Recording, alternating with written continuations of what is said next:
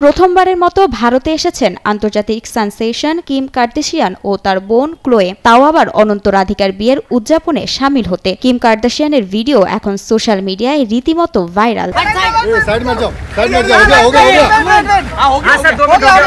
40% বেশি গ্লো, বিশ্বের 1 নম্বর glow cream, নতুন গ্লো এন্ড লাভলি।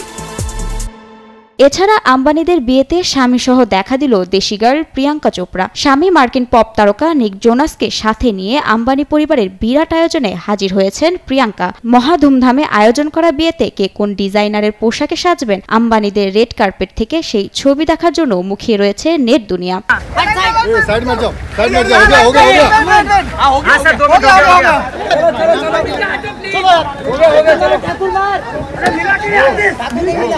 नमस्कार दीदी दीदी